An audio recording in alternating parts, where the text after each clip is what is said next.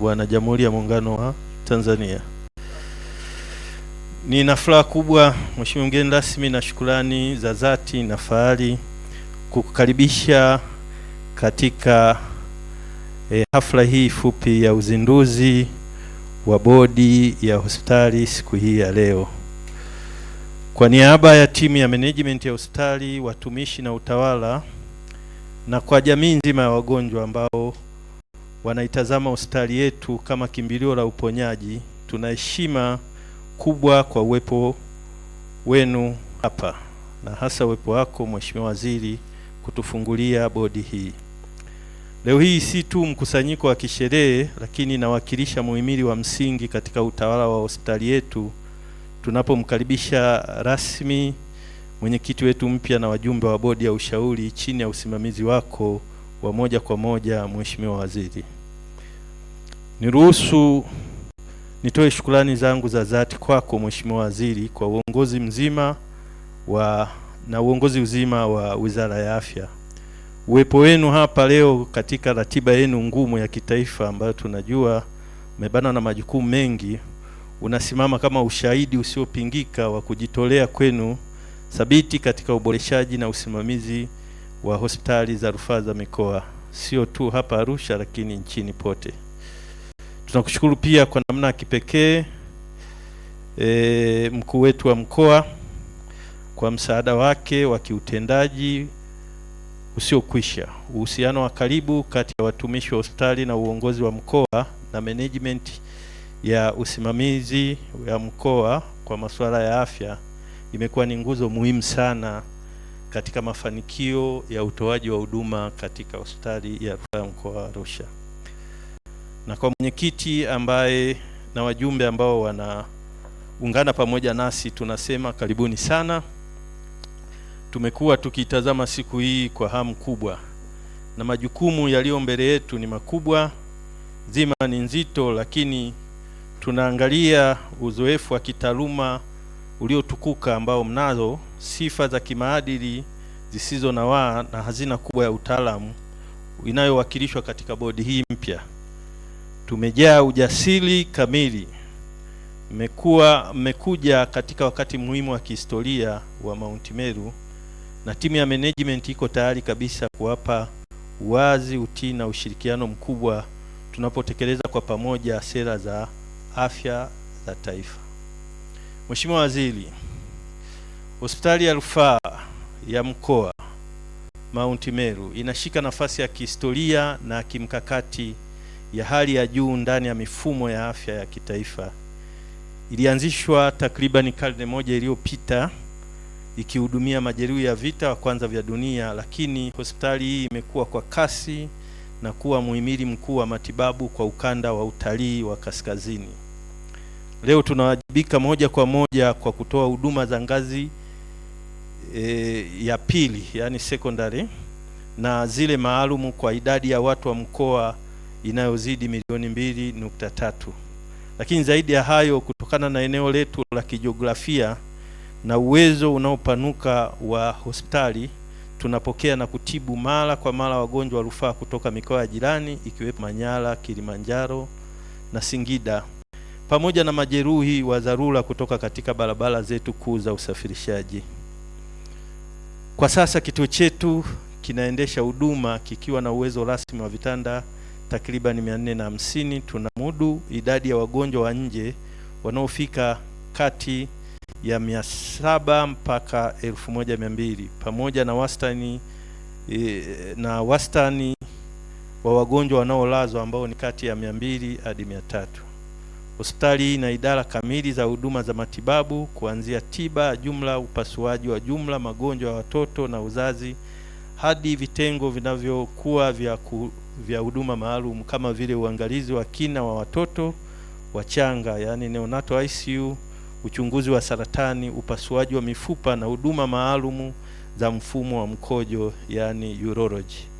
Dhamira yetu ya kitaasisi inabaki kuwa thabiti na inaendana kikamilifu na mpango mkakati wa 5 wa sekta ya afya ya wizara na dira ya maendeleo ya taifa, ambao ni kutoa huduma za afya zilizo sawa, zinazofikika, za bei nafuu na zenye ubora wa hali ya juu ambazo zinawatibu wananchi wetu kwa utu. Kama kitovu cha rufaa, tunafanya kazi kama chujio muhimu kati ya vituo vya afya vya ngazi za msingi, yaani zahanati na vituo vya afya, na taasisi kuu za kanda kama vile KCMC, Benjamin Mkapa, JKCI na Hospitali ya Taifa ya Muhimbili.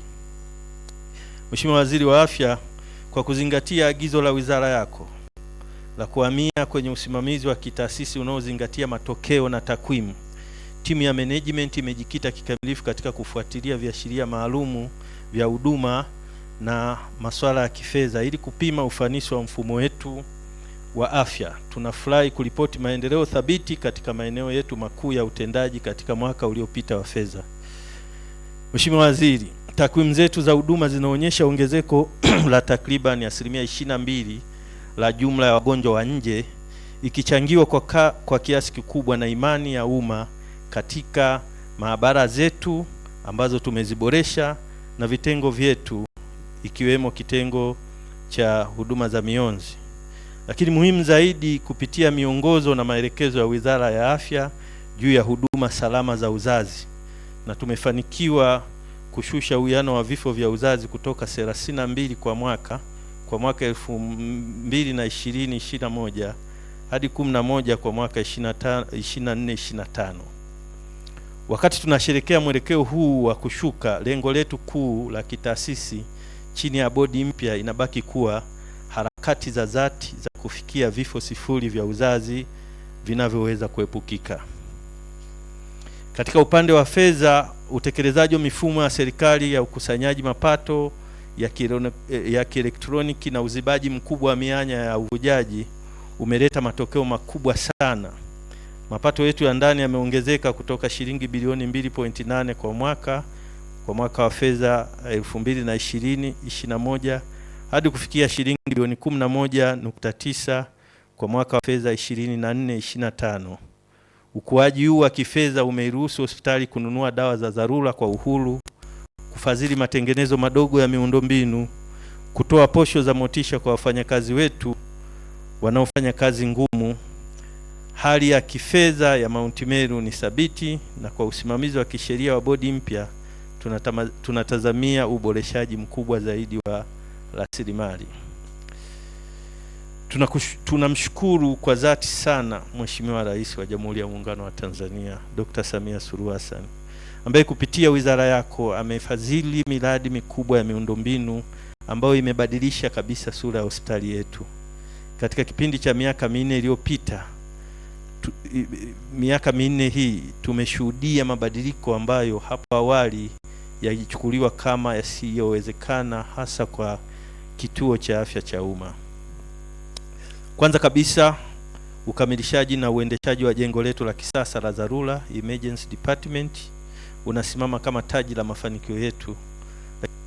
Sambamba na hilo ni uboreshwaji mkubwa wa huduma za uangalizi maalum intensive care kwa watu wazima na watoto, yani adult and children ICU, ikiwa ni pamoja na kitengo maalum cha uangalizi wa juu wa watoto wachanga, yani neonatal ICU, kilicho na vifaa vya kisasa vikiwemo incubators, mashine za kusaidia kupumua na mifumo ya kati ya usambazaji wa oksijeni. Kitengo hiki pekee, Mheshimiwa Waziri, kimeokoa maisha ya maelfu ya watoto wachanga kote mkoani Arusha ambao hapo awali walikabiliwa na matatizo makubwa kutokana na kuzaliwa kabla ya wakati na kushindwa kupumua vizuri wakati wa kuzaliwa. Lakini pili, uwezo wetu wa uchunguzi umepiga hatua kubwa ya kiteknolojia, na shukrani kubwa zinamwendea Mheshimiwa Rais katika hili, maana Mount Meru sasa inajivunia kuwa na mashine inayofanya kazi kikamilifu ya CT scan yenye uwezo wa slice 64, mifumo ya kisasa ya kielektroniki ya X-ray na ultrasound mashine zenye uwezo mkubwa. Maabara yetu pia imefanikiwa kupata ithibati rasmi ya accreditation, ikimaanisha matokeo yetu ya uchunguzi yanakidhi vigezo kamili vya ubora wa kimataifa. Lakini zaidi ya hayo, tuna mtambo wetu wa oksijeni wakati wa uzalishaji oksijeni umekamilika, na ambao sasa hautasambaza tu 100% ya mahitaji yetu ya ndani ya hospitali, katika wodi zetu, bali pia utazalisha mitungi ya ziada ya oksijeni ambayo tutasambaza kwa hospitali za ngazi ya wilaya zilizo pembezoni mwa mkoa wa Arusha. Mheshimiwa Waziri, wakati tukiwa tunajawa na furaha kuhusu mafanikio haya, nikiwa kama mganga mfawizi nina wajibu wa kuwasilisha pia changamoto mbalimbali ambazo tunakabiliwa nazo. Moja ya kikwazo kikubwa ni upungufu mkubwa au uhaba mkubwa wa rasilimali wetu kwa watu wenye ujuzi na uzoefu. Tunamshukuru Mheshimiwa Rais, tulipata watumishi zaidi ya 120 katika kipindi kifupi cha mwaka mmoja hadi mwaka mmoja na nusu, na imetusaidia kupunguza hili gepu, lakini bado uhitaji ni mkubwa kwa sababu muundo wa wafanyakazi wetu na taasisi unasimama katika 48% tu ya wafanyakazi wanaohitajika kimfumo. Tunakabiliwa na uhaba mkubwa wa matibabu ya kibingwa na ubingwa wa juu, wakiwemo madaktari wa magonjwa ya moyo, madaktari wa huduma za wagonjwa mahututi, madaktari wa saratani na wapasuaji wa ubongo, yani neurosurgeons. Uwiano wetu wa wauguzi kwa wagonjwa katika wodi za wagonjwa pia unakabiliwa na shinikizo kubwa. Hali hiyo inayolazimu wafanyakazi wetu kufanya kazi kwa zamu ndefu na zenye kuchosha, ambazo zinasababisha uchovu uliokisiri wa kitaaluma, yani burnout, wakati mapato yetu ya ndani yanasaidia kutoa posho za msingi za zamu, lakini suluhisho la kimfumo linahitajika ili kuweza kuongeza nguvu kazi ambayo itatusaidia kuongeza ufanisi wa kazi yetu. Lakini la pili ni msongamano wa miundombinu, kwa maana ya kwamba msongamano wa wagonjwa maodini. Ingawa kuna maboresho makubwa ya miundombinu, wodi zetu za jumla za matibabu na upasuaji bado zinakabiliwa na msongamano mkubwa. Ukuaji wa haraka wa idadi ya watu mkoani Arusha umeenda kasi zaidi kuliko nafasi zetu zilizopo za wodi. Wodi zetu za wanaume na wanawake za magonjwa hasa ya ndani zinashuhudia mara kwa mara viwango vya ujazo wa vitanda vinavyozidi 115% na kutulazimu wakati mwingine kutumia maeneo ya dharura ya ziada. Msongamano huu unaleta changamoto kubwa kwa udhibiti na uzuiaji wa maambukizi hospitalini na unaweka mzigo mkubwa kwenye miundombinu yetu ya usafi. Mheshimiwa Waziri, tukiangalia mbele, timu ya management imeandaa mpango mkakati thabiti na wa nguvu ulioundwa kuivusha hospitali ya Mount Meru kuwa kituo kikuu cha kiwango cha 3 cha ubora ya tiba.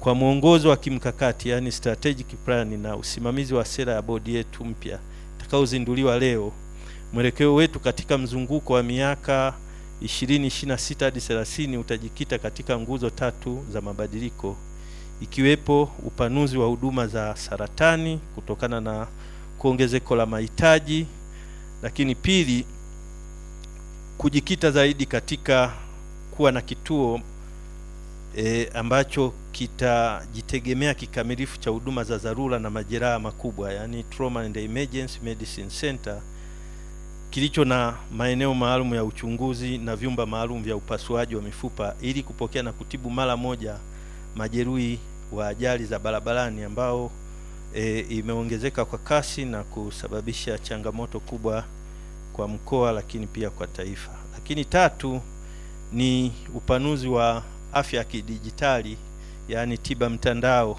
na kuendesha kikamilifu miundombinu yetu ya kidijitali ili kutumia zaidi tiba mtandao ambayo itatusaidia kutuunganisha na madaktari bingwa, sio tu katika vituo vya chini bali madaktari bingwa katika vituo vya juu ili kuboresha ufanisi katika matibabu yetu. Mheshimiwa Waziri, ninapohitimisha wasilisho langu, napenda kusisitiza tena shukrani zetu za dhati kabisa kwako na kwa serikali yetu ya Jamhuri ya Muungano wa Tanzania. Hospitali ya Rufaa ya Mkoa wa Arusha sio tena ile hospitali iliyodumaa ya zamani. Ni mfumo wa kisasa na wenye nguvu wa uponyaji ambao unaokoa maisha ya watu kila dakika ya siku. Maendeleo tuliyofikia ni makubwa, lakini maono yetu ni mapana zaidi. Tunakataa kubweteka na mafanikio haya madogo. Tunawasilisha ombi maalum na la dhati katika ofisi yako leo kwa ajili ya usaidizi wako katika maeneo makubwa mawili. Kwanza, msaada wa watumishi hasa katika fani za magonjwa ya akili, saratani, ganzi, usingizi, moyo na upasuaji wa ubongo, pamoja na watumishi wa kada ya uguzi. Lakini pili, tunakuomba Mheshimiwa Waziri, kwanza tunakushukuru sana kwa utayari wako katika kuhakikisha kwamba hospitali inapata jengo jipya na la kisasa, na kwa maelekezo yako ulielekeza kwamba jengo hili lisiwe la ghorofa 5 bali liwe la ghorofa 10. Kwa hilo tunakushukuru sana Mheshimiwa Waziri, lakini kwako ombi letu ni kuwa utusaidie uharakishaji wa taratibu ili tuweze kuanza mara moja jengo hili la wodi za jumla za wagonjwa wa ndani na nje, na katika bajeti ya mwaka unaokuja limekwisha tengewa shilingi bilioni 6. Tunaamini kwamba kwa usimamizi wako na maelekezo yako jambo hili litakamilika na ujenzi huu utaanza mara moja, ili tuweze kupata jengo zuri ambalo litaweza kutoa huduma jumuishi mahali pamoja na kuweza kuwahudumia watu wengi kwa ufanisi zaidi. Kwa bodi yetu mpya utakaoizindua ya ushauri, tunaweka wazi utendaji wetu, takwimu zetu na uwajibikaji wetu mbele yetu. Tunatazamia kutoka kwenu usimamizi thabiti, ushawishi wa kimkakati na ukosoaji wenye tija.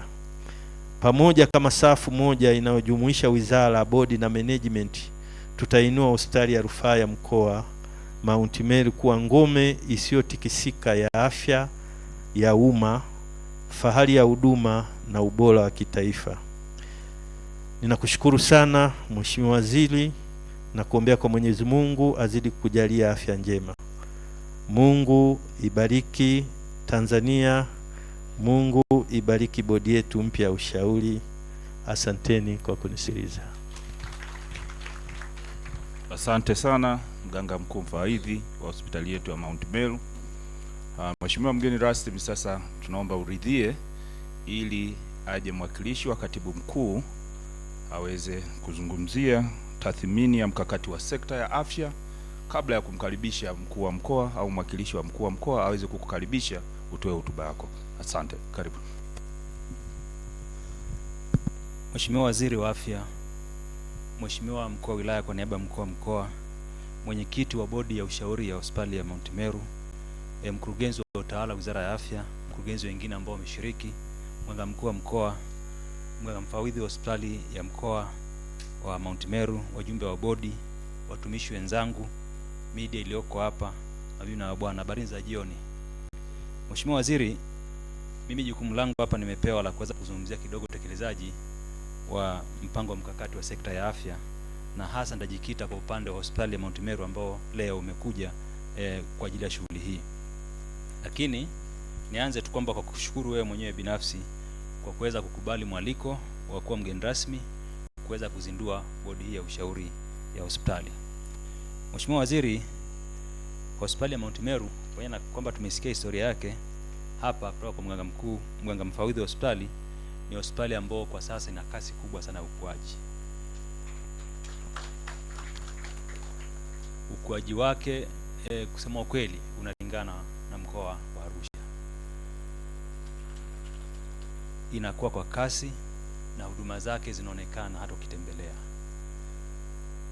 Mheshimiwa Waziri, tutakumbuka wakati Mheshimiwa Rais anafungua bunge, anazindua bunge, alitoa maelekezo yake kwamba huduma za kibingwa ziongezwe katika hospitali za mikoa, ziwe nyingi zaidi.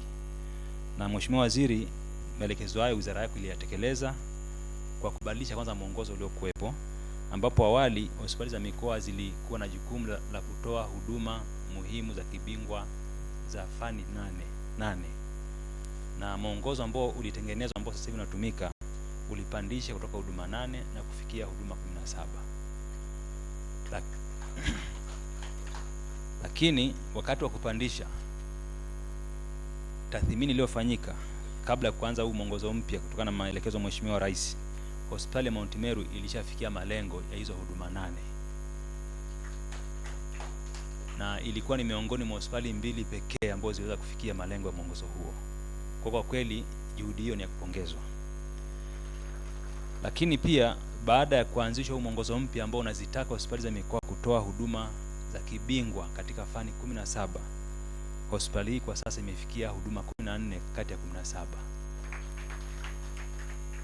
Sasa hii 14 kati ya 17 inaifanya hospitali ya Mount Meru kuwa ni miongoni mwa hospitali chache ambazo zizidi 3 ambazo zimefikia idadi hiyo mpaka sasa. Sasa inaifanya kuwa ni hospitali kubwa, na niseme tu ni hospitali ambayo kama ni hadhi ya kanda ambayo imechangamka.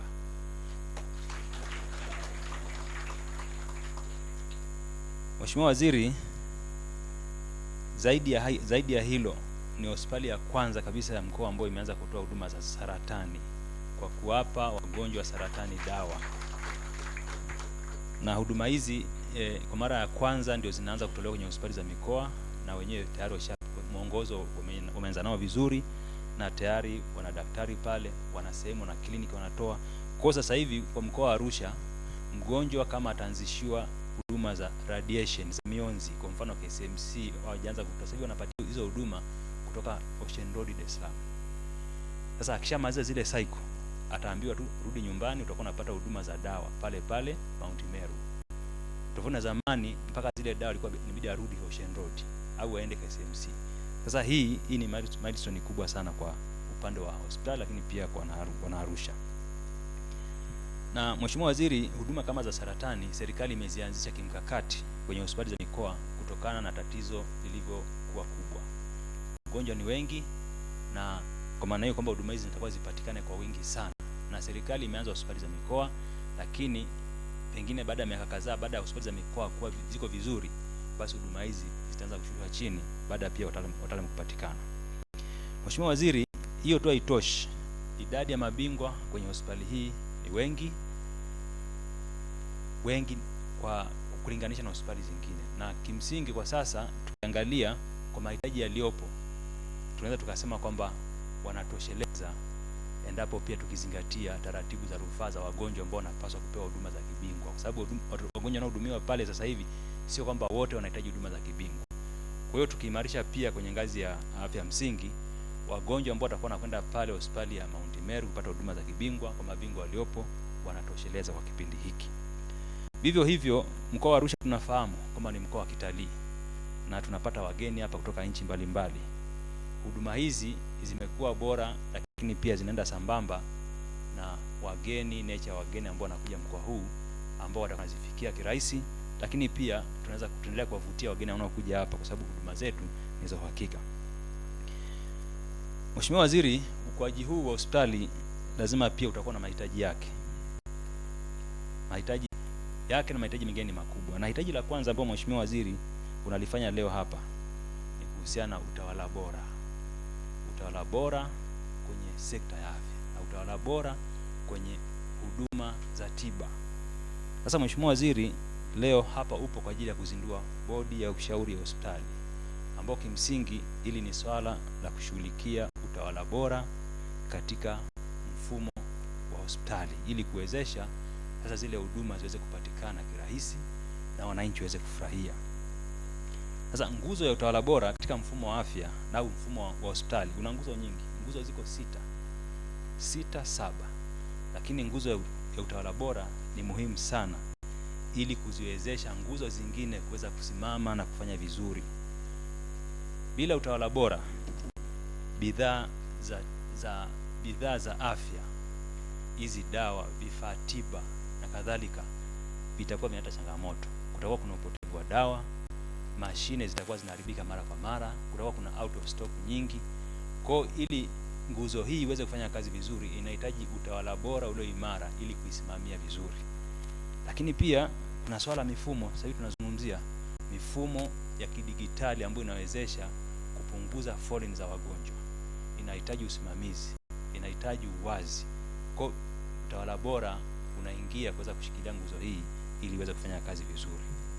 Lakini pia huduma zenyewe, lazima huduma zitolewe vizuri kwa kusimamiwa na kwa uwazi, ili huduma hizo zikaweza ziongezeke kwa idadi, zipatikane zote kwenye hospitali, ili mgonjwa akiingia asiambiwe kwamba huduma hii hapa haipo, atoke ende kaipata sehemu nyingine. Sasa utawala bora unawezesha hii nguzo iweze kufanya kazi vizuri. Lakini vivyo hivyo masuala ya watumishi wanatakiwa kusimamiwa vizuri ili waweze kuelewa mambo ya taasisi, kuwe na uwazi wa hali ya juu, ili na wenyewe pia waweze kuwa ni wepesi na wenye kufurahia mazingira ya kazi, waweze kutekeleza majukumu yao. Hili pia Mheshimiwa Waziri linahitaji utawala bora. Lakini pia miundombinu, tumeambiwa hapa kwamba hospitali hile kwa mahitaji yaliyopo inahitaji majengo mapya. Sasa ni utawala bora tu ndio ambao unaweza kubainisha kwamba sasa hivi tunahitaji majengo namna gani, lakini pia usimamizi wake ili aweze kuwa katika hali nzuri na kuweza kuwavutia wateja ili waweze kuzifurahia huduma. Lakini pia kuna nguzo nyingine ambayo ni muhimu sana, nguzo kuhusiana na rasilimali fedha na rasilimali zingine. Nguzo hii kama zilivyo nguzo zingine inahitaji usimamizi na inahitaji utawala bora. Sasa utawala bora huu ndio utawezesha fedha ziweze kutosheleza, kwa sababu fedha mara zote hazitoshelezi, lakini kwa kupitia utawala bora rasilimali fedha itaweza kutosheleza mahitaji ambayo yapo kipindi hicho. Mheshimiwa Waziri, bodi ambayo utaifungua siku ya leo ipo kwa mujibu wa mkakati wa sekta ya afya. Imeelezea kuhusu swala la utawala bora, na kwenye nguzo hii swala la bodi hizi limezungumziwa. Sasa katika kipindi hiki ambao huduma za afya zinaenda kuhitajika sana, kuna umuhimu wa kuimarisha afya ya msingi, ambapo sasa hospitali za mikoa zinakuwa kama ni shock absorber kuweza kuhudumia wagonjwa ambao wametoka kwenye afya ya msingi, wako kwenye safari ya kuelekea hospitali zile kubwa za kitaifa. Sasa wenyewe wanakuwa wanachuja pale, wale ambao hawana sifa kwenda kule basi wapate huduma. Sasa kwa kupitia bodi hii itatusaidia sana kuweza kurudisha mrejesho kwenye jamii, lakini pia kuweza kuengage jamii vizuri kwenye kupanga hospitali yetu ifanyeje na changamoto ambazo zipo ili ziweze kufanywa kazi haraka. Kwa Mheshimiwa Waziri, bodi hii miongoni mwa majukumu yake, bodi hii itawajibika kwako moja kwa moja. Mwenyekiti wa bodi anawajibika kwa Mheshimiwa Waziri moja kwa moja, na ndio maana Mheshimiwa Waziri hapa tulikuomba kwamba uje uizindue mwenyewe ili wakusikie maneno yako moja kwa moja. Kwa Mheshimiwa mwenyekiti wa bodi, ni ruksa kuweza kuchati na wewe, kukuambia changamoto za huku, then baadaye sisi tunatupa maelekezo ili tuweze kuyatekeleza. Lakini pia bodi hii ndio ambayo ina wajibu wa kwanza kuleta feedback, malalamiko kutoka kwenye jamii, kwa sababu ukiangalia composition yake wanatoka kwenye jamii. Kwa hiyo watachukua malalamiko ya jamii, jamani, tuliko kule tunasikia kuna changamoto hizi hospitalini, wanaiambia management ya hospitali. Sasa management kazi yake ni kupokea malalamiko kutoka kwa bodi ambayo imewatoa kwenye jamii na kuyafanyia kazi. Lakini pia bodi hiyo inarudisha majibu ya hizo changamoto ambazo ilizisikia kwenye jamii, kurudishia majibu kwamba tumeambiwa liko hivi, swali linashughulikiwa, ili wananchi pia wasikae wakiwa hawana sintofahamu. Lakini pia bodi hii ina jukumu la kuweza kupokea taarifa za utendaji wa hospitali mara kwa mara. Hospitali imefanyaje, tujue ilikofikia, tujue changamoto, lakini pia inaishauri management ya hospitali namna ya kuweza kuboresha utendaji wake, na baada ya hapo bodi inawasilisha taarifa kwa Mheshimiwa Waziri, kwa sababu ndiye aliyeteua, ili Mheshimiwa Waziri aweze kuona kwamba je, bodi hii inatekeleza utawala bora kama ilivyokuwa imeelekezwa au la.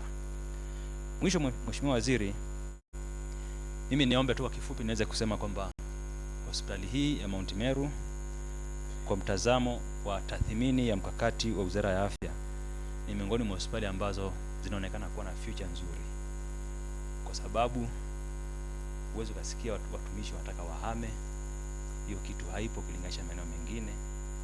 Lakini pia malalamiko ya hapa hayaji mara kwa mara, yanatokea, lakini yakitokea pia yanashughulikiwa ipasavyo, hayajirudii tena.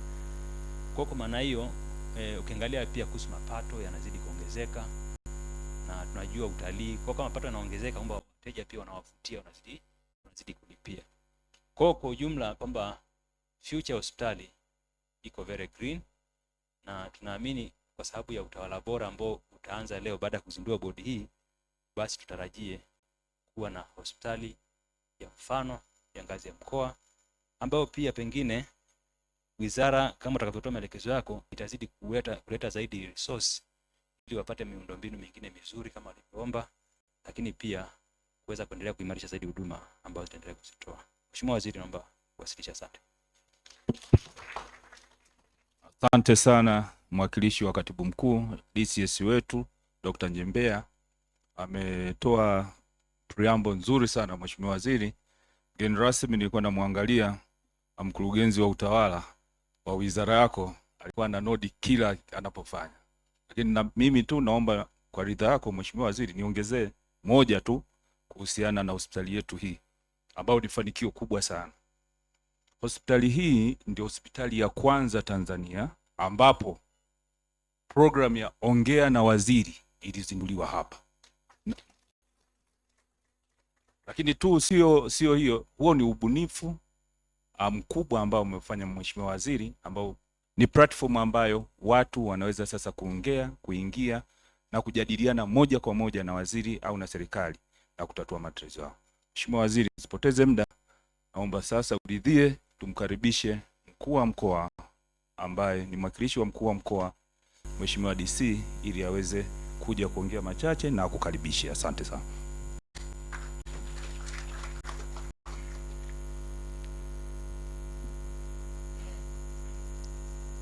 Jamhuri ya Muungano wa Tanzania. Mheshimiwa Mohamed Mchengerwa, mbunge, waziri wa afya, mwenyekiti wa bodi uliyeteuliwa Joseph Kakunda, Dr. Njembea Mganga, mkurugenzi wa tiba wizara ya afya, kaimu katibu tawala wa mkoa ndugu yangu Paulina Seia, mganga mfawidhi Dr. Alex Iboringa Ernest, wenye viti, wajumbe wote waandamizi wa bodi ya ushauri wa hospitali, wajumbe wa timu ya management ya hospitali ya Mount Meru, wageni wote waalikwa, washiriki katika sekta hii ya afya, mabibi na mabwana, Jamhuri ya Muungano wa Tanzania, kazi na utu. Mheshimiwa Mohamed Mchengerwa, waziri wa afya, mimi kwanza nijitambulishe kwa jina, ninaitwa Joseph Modest Mkude, mkuu wa wilaya ya Arusha. Lakini kwa sasa Mheshimiwa CPA Amos Gabriel Makala, ambaye alipenda kuwa nasi jioni hii katika hafla hii ya uzinduzi wa bodi yetu, amenituma kumwakilisha yeye. Kwa hiyo yupo kwenye shughuli za kiserikali na hii shughuli imemkuta akiwa safarini, kwa hiyo hakuweza kufanikiwa kufika kwa wakati, lakini anawasalimia wote, anakukaribisha wewe, lakini anawasalimia wote walioalikwa katika hafla hii. Lakini pia nitumie nafasi hii kumshukuru sana Mwenyezi Mungu ambaye ametujalia kuwa na afya na tunakutana hapa. Lakini pia nikushukuru wewe binafsi, nafahamu tangu asubuhi umekuwa na shughuli hapa wilayani kwetu na mkoani kwetu Arusha, lakini ukaona ni vema ufike tena hapa ukamilishe yale ulioyapanga kuyakamilisha. Kwa kweli tumpongeze sana Mheshimiwa Waziri. Unafika mahala unamwonea mtu huruma, lakini basi ajituma. Kwa hiyo tunakupongeza sana. Kama ulivyopata taarifa Mheshimiwa Waziri, hospitali yetu ya Mount Meru ni kimbilio la uponyaji. Tunasema hivyo kwa sababu tuna imani na matumaini kwanza na wewe, pia tuna imani na hii bodi ambayo umeiteua wewe. Tuna imani kwamba bodi hii uliyoteua wewe itatimiza majukumu yake ipasavyo kama ambavyo mwongozo wa Wizara ya Afya unavyosema. Lakini pia Mheshimiwa Waziri, hospitali yetu ya rufaa ya mkoa Mount Meru hii, kama ulivyopata taarifa, inashika nafasi ya kihistoria na kimkakati ya hali ya juu ndani ya mifumo ya afya ya kitaifa. Kwa hiyo hatuna mashaka na uongozi wa hospitali yetu ya Mount Meru. Kwa hiyo tuwapongeze sana. Mimi mwenyewe na Mheshimiwa mkuu wa mkoa tumekuwa tukipata taarifa za mara kwa mara juu ya hospitali yetu hii ya mkoa wa Arusha. Mheshimiwa Waziri, tunashukuru kwa dhati serikali yetu ya Jamhuri ya Muungano wa Tanzania chini ya mama yetu Rais Dr. Samia Suluhu Hassan, ambaye kupitia wizara yako amefadhili miradi mbalimbali katika hospitali yetu ya mkoa. Tuna jengo la upasuaji main theater pale linaendelea kukamilishwa. Kituo cha saratani kama ulivyopata taarifa. Kituo cha benki ya damu.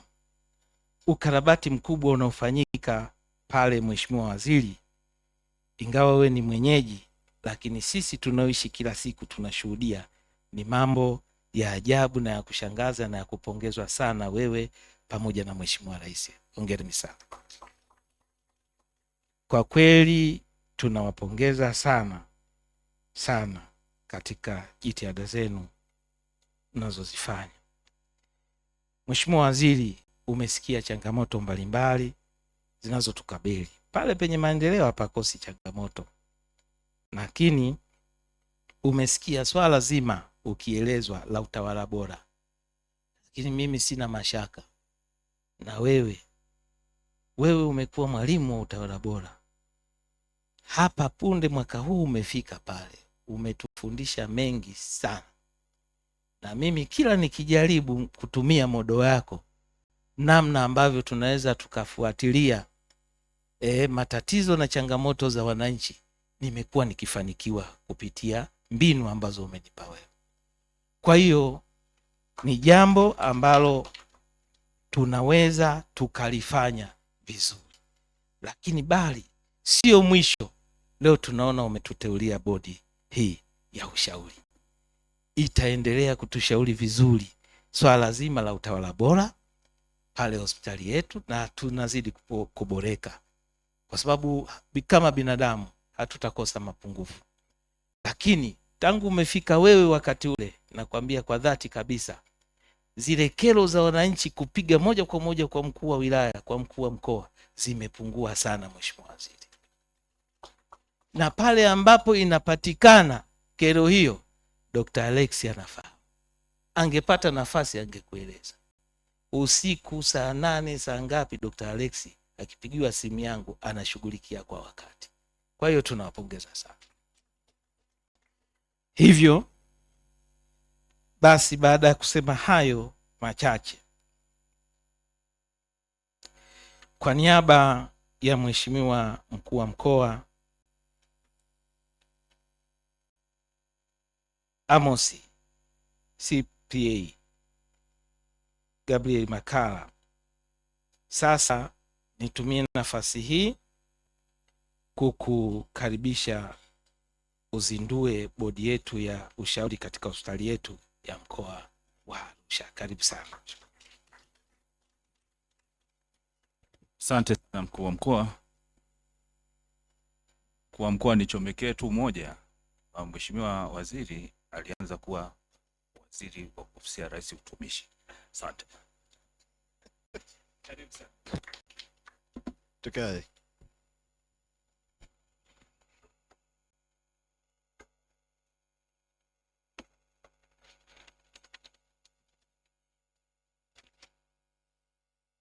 Mheshimiwa,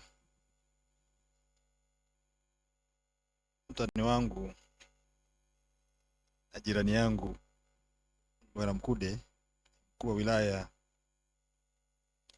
na mwakilishi wa mkuu wa mkoa, nitambue uwepo wa mkurugenzi wa huduma za tiba wa wizara, mwenyekiti mpya wa bodi ya ushauri hospitali ya rufaa ya mkoa Mount Meru, ndugu yangu Joseph Kakunda, pamoja na wajumbe wote wa bodi ya ushauri mlioteuliwa. Usimameni waone watumishi. Hongereni sana. Tuwapigie makofi mengi sana. Mganga mfawidhi, tukae. Mganga mfawidhi wa hospitali ya rufaa ya mkoa wajumbe wa timu ya management ya hospitali, wawakilishi kutoka washirika wa maendeleo, asasi za kiraia na sekta binafsi, lakini tambue uwepo wa mganga mkuu wa mkoa wa Arusha. Asante sana wageni walikuwa, mabibi na mabwana. Habari za mchana, jioni. Jioni mchana, Kiswahili fasa. Jioni.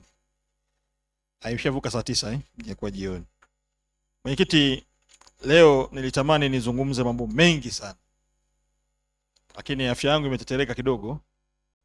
Kwa hiyo nitajitahidi kugusa mambo machache sana kwa maslahi mapana ya sekta ya afya na mkoa wetu huu wa Arusha. Leo si siku ya kuzindua bodi pekee, mwenyekiti. Leo ni siku ya kuzindua matarajio mapya, kiwango kipya cha uongozi na sura mpya ya huduma za afya katika mkoa wa Arusha na Tanzania kwa ujumla. Nianze kwa kuwapongeza mwenyekiti na wajumbe wote wa bodi mlioteuliwa. Hongereni sana, tuwapigie makofi mengine. Mwenyekiti, uteuzi wenu si tu heshima, uteuzi wenu ni dhamana, ni wito wa kuongoza taasisi inayobeba matumaini ya maelfu ya Watanzania wanaotegemea hospitali ya Mount Meru kwa huduma za afya zilizo bora, salama na za wakati. Lakini naomba kwa uchache kidogo nifunguke mambo yafuatayo. Tanzania haihitaji tena bodi za kawaida. Haihitaji tena bodi za kawaida. Katika kipindi hiki cha mageuzi makubwa ya sekta ya afya, na sasa katika kipindi hiki ambacho Mheshimiwa Rais Daktari Samia Suluhu Hassan amenipa dhamana ya kuongoza wizara hii nyeti na ya kimkakati kwa ustawi wa taifa letu, nimekuja wizara hii ya afya baada ya kuteuliwa na Mheshimiwa Rais, si kwa ajili ya kusimamia hali ilivyo, bali kuharakisha mabadiliko. Nimekuja kujenga mfumo wa afya unaowajibika kwa matokeo, unaotumia takwimu kufanya maamuzi, unaoweka mgonjwa katikati ya kila hatua, na unaotoa thamani kwa kila shilingi ya umma inayowekezwa. Kwa hiyo ninapozungumza nanyi siku hii ya leo, mwenyekiti, sitarajii kuona bodi inayoridhika na mafanikio ya jana. Sitaki kuona bodi inayokutana robo mwaka kwa ajili ya kupokea taarifa, kuidhinisha maazimio na kurejea nyumbani kusubiri kikao kinachofuata. Ninataka kuona bodi inayochochea mabadiliko, inayouliza maswali magumu, inayokataa mazoea yanayorudisha nyuma maendeleo, na inayowajibika au inayowajibisha mifumo na viongozi wa matokeo halisi. Enzi, mwenyekiti, enzi za business as usual zimekwisha. Wakati wangu. Wananchi wa Tanzania wanataraji zaidi kutoka kwetu. Serikali inataraji zaidi kutoka kwetu, na historia itatuhukumu kwa yale tuliyoyabadilisha, si kwa yale tuliyoyaacha yaendelee kama tulivyoyakuta. Nitarejea. Mwenyekiti, enzi za business as usual zimekwisha. Wakati wangu. Wananchi wa Tanzania wanataraji zaidi kutoka kwetu. Imani yao iko kwetu, mwenyekiti. Niliwaambia wiki iliyopita na leo nitarejea. Asilimia kubwa ya Watanzania wanaokuja mbele yetu ni wale ambao hawana vipande vya bima, kwa sababu idadi ya Watanzania ambao wamesajiliwa kupitia bima yetu ya NHIF ni takriban milioni 5,700,000 pengine. Lakini takwimu za afya zinatuambia kwamba kwa mwaka huu mpaka leo hii tumesimama, zaidi ya Watanzania milioni 43 wamefika kwenye vituo vyetu vya afya, zahanati, hospitali za kanda, rufaa na taifa. Maana yake kwa kiwango cha hali zetu za uchumi, wapo Watanzania miongoni mwetu ambao walidiriki kuuza kuku ili wapate fedha za kwenda kuhudumiwa kwenye vituo vyetu, hospitali zetu. Wapo wanaokuja leo kwenye hospitali ya rufaa ambao wamechangiwa na kijiji. Wapo wanaokuja kwenye hospitali zetu za rufaa mikoa ambao waliuza mbuzi. Lakini wapo wengine waliuza kondoo, wengine wakauza ng'ombe waweze kupata huduma. Na yuko kijana mmoja ninamfahamu kwa miaka mingi, alikuwa ni kijana mwenye afya njema pale Dar es Salaam, ninamfahamu kwa miaka mingi. Lakini hivi karibuni nimeambiwa ana changamoto ya figo. Alikuwa na uwezo, ana fedha, ana magari, ana kazi. Juzi niliongea na msaidizi wangu mmoja, akanitajia huyu kijana. Ameniambia yule kijana ameuza nyumba 2, ameuza mali zote na amerudi kwa wazazi wake. Hii inaonyesha nini? Watanzania imani yao kubwa iko kwetu sisi, na wanataka kuona matokeo. Serikali inatarajia kutoka kwenu, mwenyekiti, inataka kuona matokeo, na historia itatuhukumu kwa yale tuliyoyabadilisha, si kwa yale tuliyoyaacha yaendelee kama yalivyokuwa. Nadhani ujumbe huu mmeuelewa vizuri. Ndugu wajumbe wa bodi, management na watumishi mlioko hapa, msitegemee kupimwa kwa idadi ya vikao mtakavyokaa, mwenyekiti. Msitegemee kupimwa kwa ukubwa wa ripoti mtakazoandaa. Mwenyekiti, mtapimwa kwa uwezo wenu wa kubadilisha maisha ya wananchi, kuboresha ubora wa huduma, kuongeza wajibikaji, kuimarisha matumizi ya teknolojia na kuifanya hospitali ya Mount Meru kuwa taasisi ya mfano ndani ya Tanzania na nje ya mipaka ya Tanzania. Huu ni wakati wa uongozi wenye maono. Huu ni wakati wa maamuzi yenye ujasiri. Huu ni wakati wa mageuzi ya kweli, na ninatarajia bodi hii iwe ni sehemu ya viongozi watakaokumbukwa kwa kubadilisha historia ya hospitali hii, si kwa kuisimamia tu, kubadilisha historia ya hospitali hii. Hivyo basi, kwa utekelezaji wa Tanzania Health Transformation Agenda 2023-2030, taifa letu limeamua kutoka kwenye usimamizi wa mazoea kwenda kwenye usimamizi wa matokeo, kutoka kwenye mifumo ya karatasi kwenda kwenye mifumo ya kidijitali, kutoka kwenye utoaji wa huduma unaozingatia taasisi kwenda kwenye huduma zinazomzingatia mgonjwa. Mabadiliko haya hayawezi kuletwa kwa fedha pekee au majengo pekee au vifaa pekee, yataletwa na uongozi. Na ndio maana leo sitaki kuzungumza nanyi kama wajumbe wa bodi pekee. Nataka kuzungumza nanyi kama mawakala wa mabadiliko. Uongozi wa mabadiliko si uongozi wa mazoea, mwenyekiti. Katika dunia ya leo, taasisi bora zaidi haziongozwi na watu wanaolinda hali iliyopo. Katika dunia ya leo, taasisi bora zaidi zinaongozwa na watu wanaothubutu kuhoji, wanaothubutu kubuni na kubadilisha.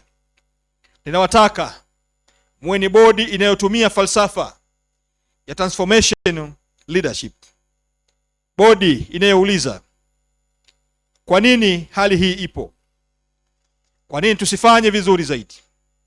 Kwa nini Mount Meru isiwe hospitali bora zaidi ya rufaa katika ukanda wa Afrika Mashariki? Msiwe bodi ya kupokea taarifa na kuzipitisha. Msiwe bodi ya vikao, posho na kumbukumbu za mikutano. Muwe ni bodi ya mawazo mapya. Muwe ni bodi ya uamuzi mgumu. Muwe ni bodi ya matokeo. Kwa sababu historia haiwakumbuki wale wanaolinda mifumo iliyopo, bali historia kuwakumbuka wale waliobadilisha mifumo hiyo. Kazi yenu si kusimamia hospitali. Kazi yenu ni kuielekeza. Kazi ya kila siku ya hospitali ni jukumu la management. Lakini kazi yenu ni kubwa zaidi. Ni kuhakikisha hospitali hii inakuwa ni mwelekeo sahihi. Ni kuhakikisha kila shilingi ya umma inaleta thamani ya mgonjwa. Ni kuhakikisha mifumo ya wajibikaji inafanya kazi, na kuhakikisha ubora wa huduma unakuwa bora kila mwaka. Na ni kuhakikisha Mount Meru inakuwa ni taasisi inayojifunza, inayobuni na inayobadilika. Katika enzi hizi za ushindani wa maarifa, hospitali inayosimama mahali pamoja inakuwa ni hospitali inarudi nyuma, isiyopiga hatua. Toka kwenye usimamizi wa rasilimali kwenda kwenye usimamizi wa matokeo. Ndugu wajumbe, hatupaswi tena kupima mafanikio kwa kiasi cha fedha kilichotumika. Tunapaswa kupima mafanikio kwa maisha yaliyookolewa. Hatupaswi tena kupima mafanikio kwa idadi ya mikutano iliyofanyika. Tunapaswa kupima mafanikio kwa muda uliopungua wa mgonjwa kusubiri kupata huduma. Hatupaswi tena kupima mafanikio kwa ukubwa wa ripoti. Tunapaswa kupima mafanikio kwa kuridhika kwa wagonjwa. Hii ndiyo roho ya uongozi wa kisasa. Data lazima iwe ni msingi wa maamuzi yenu. Takwimu ni lazima ziwe ni lugha za bodi yenu. Kila robo mwaka muulize, je, vifo vya kina mama vimepungua kwa kiwango gani? Je, wagonjwa wameridhika zaidi kwa kiwango kipi? Je, huduma zimekuwa za haraka zaidi kwa kiwango gani? Je, mapato ya ndani yanaongezeka kwa kiasi kipi? Je, ubora wa huduma umeimarika kwa kiwango kipi? Kama majibu ni hapana, basi lazima kuwe na hatua za haraka za kurekebisha hali hiyo. Ubora wa huduma ndio kipimo cha kweli cha uongozi, mwenyekiti. Hospitali inaweza kuwa na majengo mazuri. Hospitali inaweza kuwa na mashine za kisasa. Lakini hospitali inaweza kuwa na bajeti kubwa. Lakini kama mgonjwa ataondoka akiwa amedhalilishwa, amechoka kusubiri, au hajapata huduma stahiki, basi bado hatujafanikiwa, tumeshindwa. Kipimo kikubwa cha mafanikio ya hospitali si ukubwa wa jengo, ni kiwango cha imani za wananchi kwa hospitali na kwa serikali yao. Ndio maana ninawataka kuweka mgonjwa katikati ya kila uamuzi, kuanzia mapokezi, maabara, duka la dawa, wodi na huduma za dharura. Kila eneo ni lazima likaguliwe. Ninawaomba sana na kuwaelekeza kote nchini waganga wafawidhi wa mikoa, waganga wafawidhi wa rufaa kanda na taasisi za rufaa pamoja na taifa, kila eneo la huduma lazima liakisi utu. Ninawaomba sana, nitarejea. Ndugu mwenyekiti wa bodi, mkurugenzi kutoka wizarani, nichukue fursa hii kuwaomba sana na kuwaelekeza waganga wafawidhi wote wa mikoa 26 nchini waganga wafawidhi wa rufaa, hospitali zote za rufaa ikiwa ni pamoja na Mount Meru, waganga wafawidhi wa kanda, wakurugenzi wa taasisi na hospitali yetu ya taifa, kila eneo la huduma liakisi utu, likaakisi huruma, likaakisi taaluma na ubora.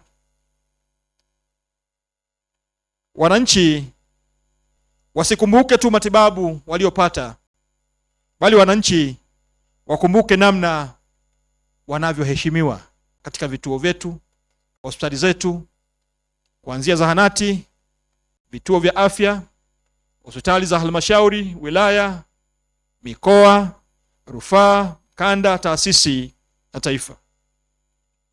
Wananchi wakatukumbuke kwa namna tulivyowaheshimu na wao walivyoheshimiwa.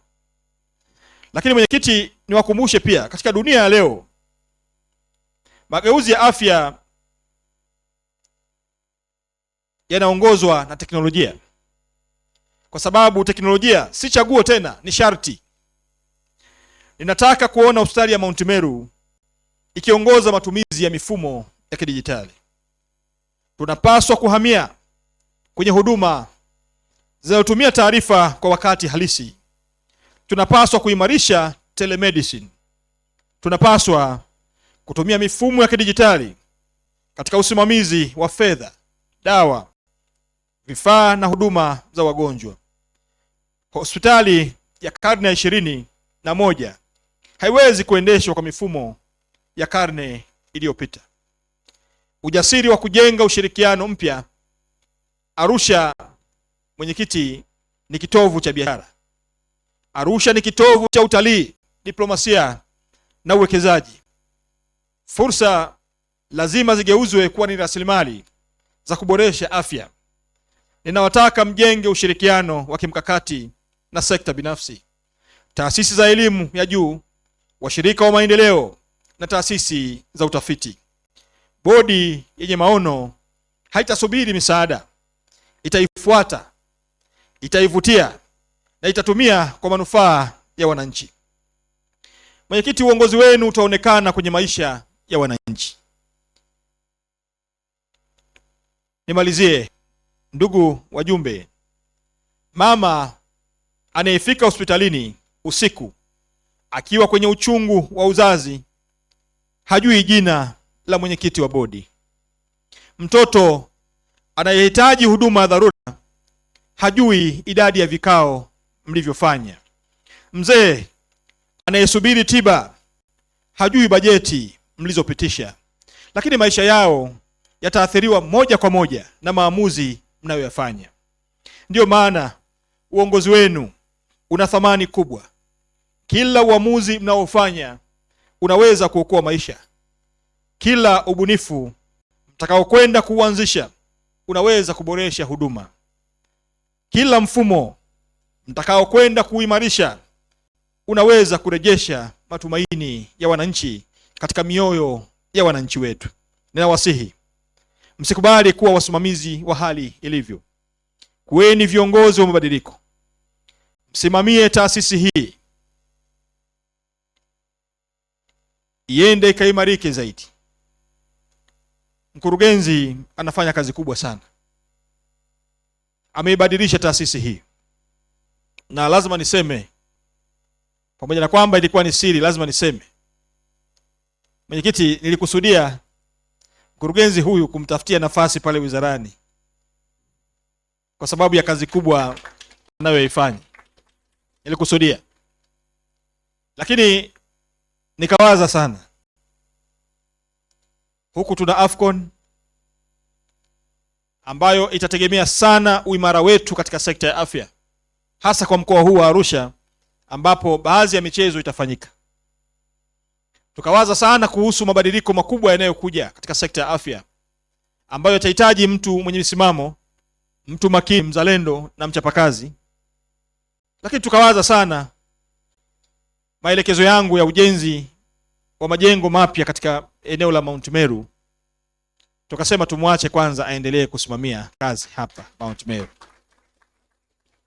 Lakini haya yote bodi mmeingia, yako maamuzi sasa kwa muda mrefu yalikuwa yanafanywa na wizara, katibu mkuu, kwangu, wakurugenzi, yanashuka huku kwenu.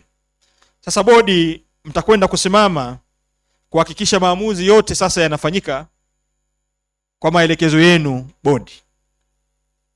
Sasa Arusha ni sehemu nyeti na sehemu muhimu.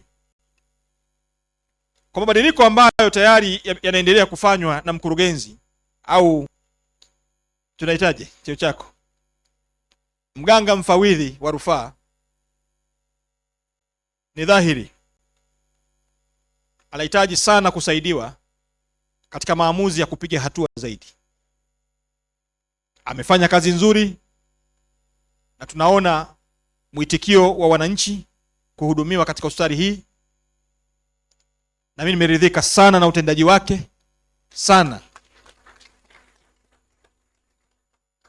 na ni matarajio yetu kwamba kwa hatua ambayo mnaendelea kupiga na kwa kazi kubwa ambayo mnaendelea kuifanya, na kwa kuwa tayari serikali imeridhia kujenga hapa jengo la ghorofa 10 la hospitali itakayoweza kutoa huduma zote, mwenyekiti, bodi ijikite kuhakikisha hospitali ya Mount Meru inatoa huduma zote za kibingwa, zile zote muhimu zote.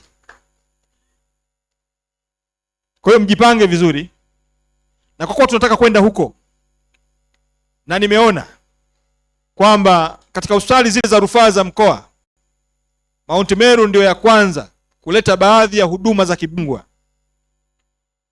Iwapo mtaendelea kufanya vizuri, hatutasita kumshauri Mheshimiwa Rais kumuomba kuifanya hospitali hii kuwa ni hospitali ya kanda. Hatutasita. Tunachowaomba, endelezeni kufanya kazi kwa bidii. Nchi hii bado ni changa. Nchi hii bado ina mahitaji mengi. Viongozi wetu wa kitaifa wanafanya kazi kubwa kwa ajili ya taifa hili. Taifa hili bado lina hali duni, linahitaji tupige hatua ambazo rais wetu Daktari Samia amezianzisha kwa kasi kubwa. Ninawaomba sana watumishi kwenye sekta ya afya, nendeni mkawe ni faraja kwa Watanzania watakaokuja mbele yenu. Ninawaomba sana. Mganga mfawidhi, endelezeni uimara wa kuzungumza na kila mtumishi, kila anapoingia kwenye geti, zungumzeni nao.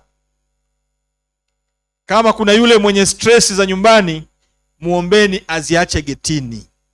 Akiingia hospitali ni kwenda kutoa huduma. Lakini kwa waganga wafawidhi wa mikoa, kwa kuwa mkoa wa Arusha uko hapa, ninawaomba sana, zungumzeni na watumishi katika maeneo yenu. Zungumzeni na madaktari katika maeneo yenu. Endelezeni kuweka misingi ambayo baba wa taifa alikwisha iweka ya huduma. Vita yetu ya maradhi haiwezi kuisha kama tutaendelea na utaratibu ambao utaendelea kutuchelewesha.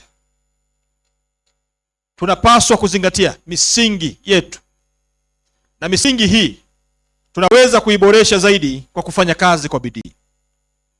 Taifa hili linatutegemea, na sekta hii ni sekta nyeti, na mimi natamani unyeti huu uwe ni wenye kukusudia kuokoa maisha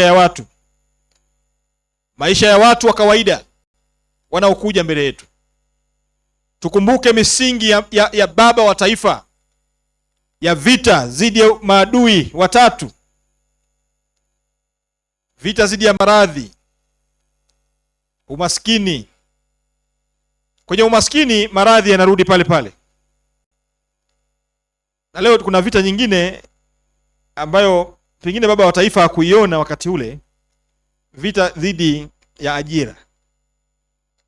Hii inapaswa uingizwe katika vita, katika zile tatu ambazo tuliagizwa na baba wa taifa kuzipigana, nyingine sasa inapaswa kuwa nini? Ajira. Tengenezeni ajira Mount Meru kupitia bodi.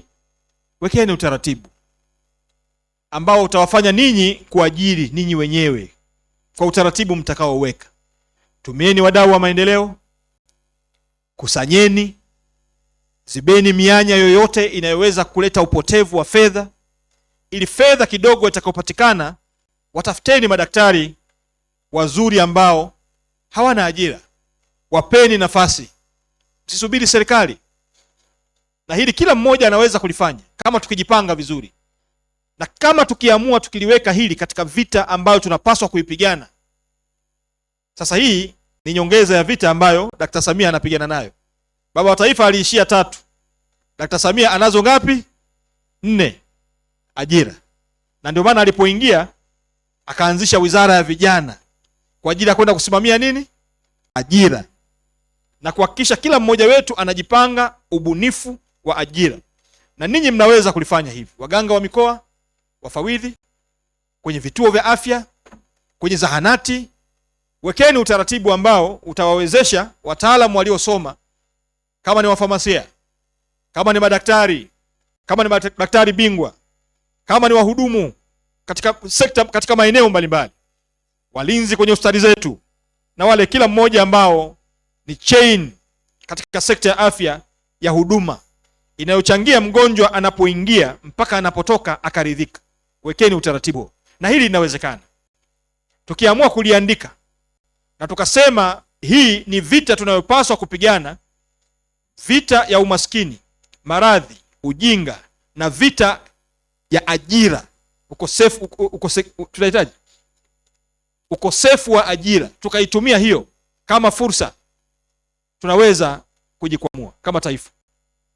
Lakini tukubaliane kwamba hii sasa ni misingi ambayo tunakwenda kuiingiza katika mapambano ambayo mimi na wewe, kila Mtanzania aliyepata fursa akaitumia, ili kusudi tukaziamshe ndoto za baba wa taifa Mwalimu Julius Kambarage Nyerere na fikra za rais wetu Dr. Samia, kuhakikisha tumelifanikisha hili. Linawezekana.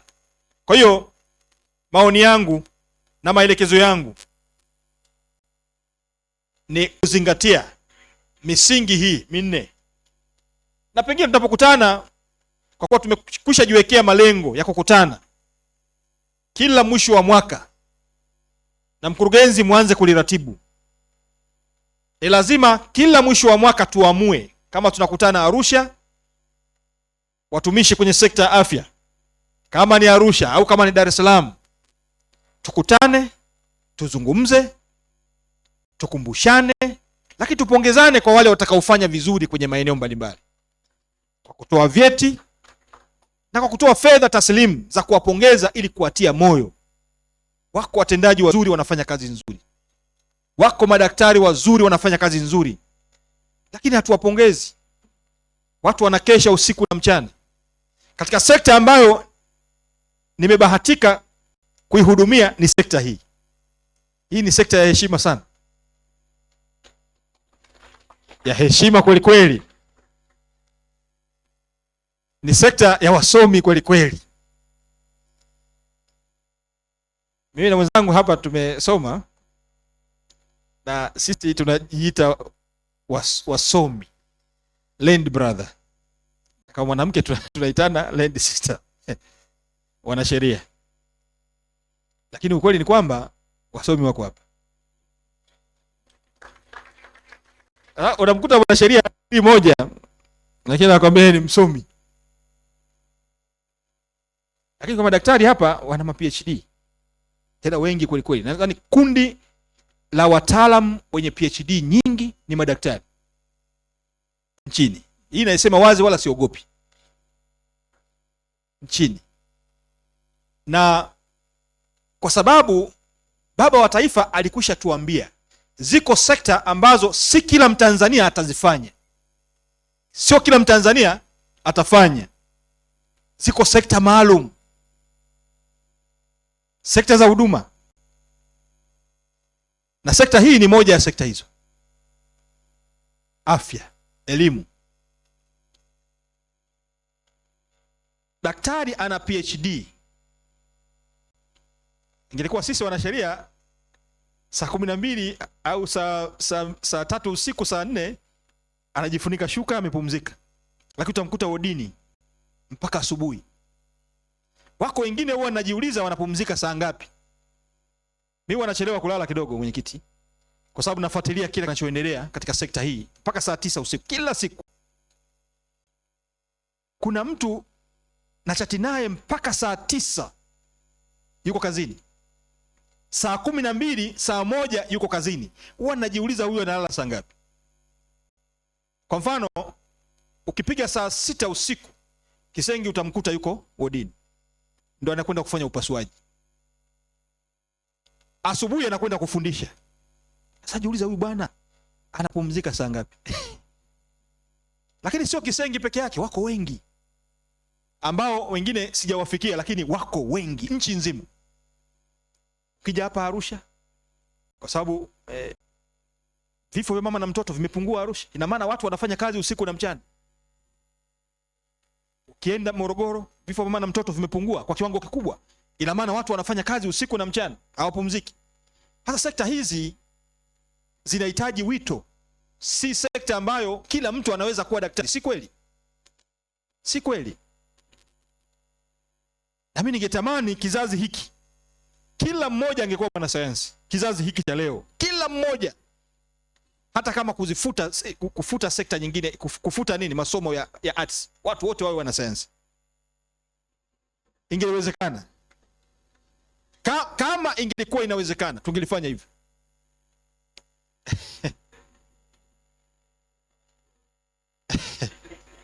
Mwanasayansi anaweza akawa mwanasheria, lakini mwanasheria hawezi kuwa mwanasayansi. Hii lugha imeeleweka vizuri? Mwanasayansi aliyesoma language Kiingereza akasoma masomo yake ya sayansi anaweza kuwa mwanasheria, lakini mwanasheria aliyesoma masomo ya arts hawezi kuwa mwanasayansi. Hii lugha imeeleweka vizuri? Naongea filosofia kidogo.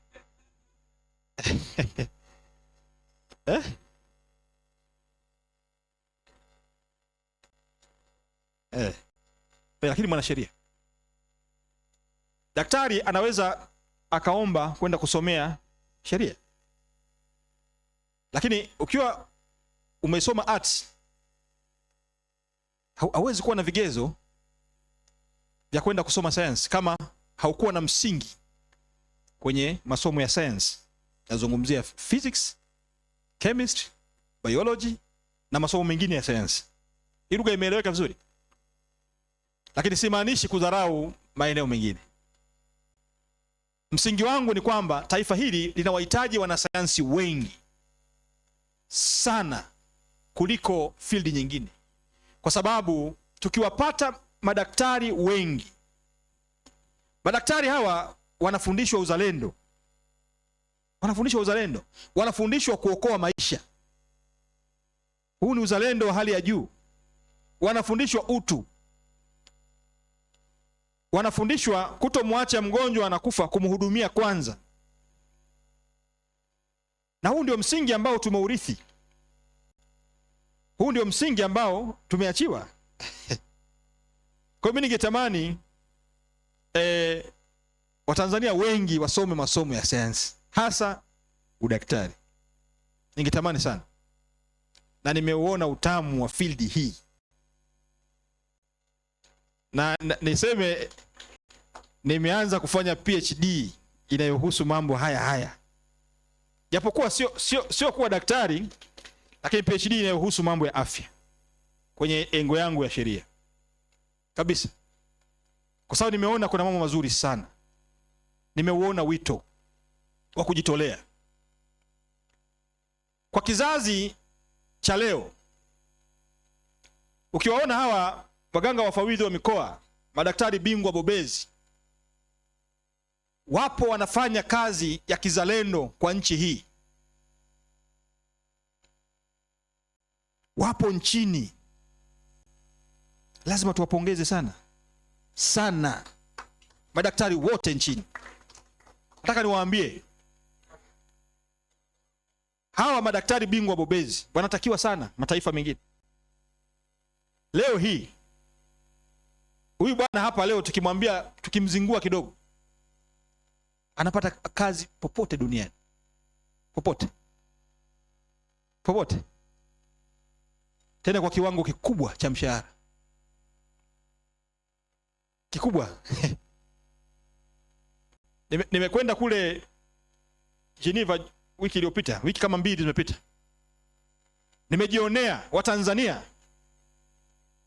wakiwa kwenye maeneo mbalimbali, tena wakubwa kweli kweli, ambao tulikuwa nao Wizara ya Afya, wako huko wakurugenzi wasaidizi, wanafanya maamuzi kwa ajili ya sera za afya duniani. Nimejionea na nimeridhika kwamba taifa hili limetengenezwa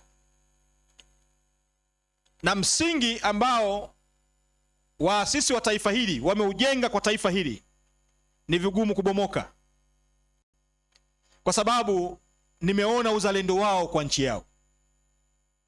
Nimeona namna walivyo tayari kuisaidia Tanzania kwenye sekta ya afya. Yako mambo tumekubaliana, na tunaona kabisa kwamba kwa kasi tulioanza nayo tunaweza kufanikiwa, kwa sababu tuna timu kubwa ambayo itakuwa tayari kutushauri na kutuelekeza kwamba hapa fanyeni 1, 2, 3 katika kupiga hatua. Hii ndio Tanzania aliyoijenga baba wa taifa Mwalimu Julius Kambarage Nyerere, na ambayo anaiendeleza Daktari Samia Suluhu Hassan. Tujipigie makofi kama Watanzania. Kwa hiyo mimi nisisitize, nitegemea kuongea muda mfupi kidogo, lakini naona bwana anatoka tu. Mwenyekiti, tunasamee sisi wanasiasa bwana, tuna changamoto kidogo. Nitegemea nimalize mapema nikapumzike, lakini maneno yanatoka tu. Lakini ni kwa sababu yako mambo lazima tuyaseme. Mwenyekiti, ukipata nafasi hizi kwa bahati nafasi tulizozipata, umekuwa kiongozi, umekuwa manager, umekuwa mkurugenzi, umekuwa katibu mkuu, umekuwa mkuu wa wilaya, mkuu wa mkoa, umeshika nafasi fulani ambayo serikali imekuamini au watu wamekuamini kukuweka pale. Ukipata nafasi, fanya kazi mpaka umalize. Yani sivini lugha nyepesi ya kuzungumza, yani maliza, toa uzoefu wako, fanya lile unaloliweza la mwisho kabisa katika nafasi yako. Kwa sisi tuliopata nafasi ya kuchaguliwa au kuteuliwa, unapopewa nafasi ni lazima uonyeshe uwezo wako wa mwisho kabisa, ambao mtu wa kawaida atakushangaa, huyu amewezaje kulifanya hili? Hii lugha imeeleweka? Ukiwa kiongozi kwenye nafasi yako, wale watumishi wa kawaida wakuone umefanya maamuzi au umeshiriki katika uamuzi ambao mtu wa kawaida hawezi kuufanya, ataishia kwenye unyayo. Na kwa sisi ambao tumepata bahati, haimaanishi kwamba wewe ni mzuri sana kuliko ambaye anatamani kuajiriwa ndani ya serikali hajapata hiyo nafasi. Wako Watanzania wamesoma sana ambao walitamani sana leo hii kwenye nafasi tulizo nazo, lakini hawakufanikiwa mpaka wanafikia umri wa kwenda kustaafu. Wapo Watanzania tulikuwa nao katika nafasi mbalimbali, lakini baadhi ya viongozi wamewafrustrate sana kazini, na walikuwa na uwezo, wangeliweza kuonyesha uwezo wao, lakini hawakufanikiwa kwa sababu walikanyagwa sana na viongozi walioko juu kwenye nafasi zao, wakashindwa kutoa mchango wao kwa taifa. Sasa mimi wenzangu ambao tumepata bahati hii, tulitumikie taifa, tuache mzaa kabisa. Taifa hili linatutegemea. Watanzania walio wengi wana imani na serikali hii. Watanzania walio wengi wanaamini kwenye sekta ya afya, na ndio maana kwa idadi ya Watanzania milioni 60, milioni 43 wamefika kwenye vituo vyetu kote nchini, kuanzia zahanati mpaka hospitali ya taifa. kwa sababu imani yao kwa vituo vyetu na sekta ya afya ni kubwa kuliko imani dhidi ya vituo vyetu na serikali yao. Wajibu wetu sasa ni nini? Ni kuitunza imani hii. Wajibu wetu ni kuwajibika. Tusilalamike sana, kwa sababu taifa hili bado ni changa.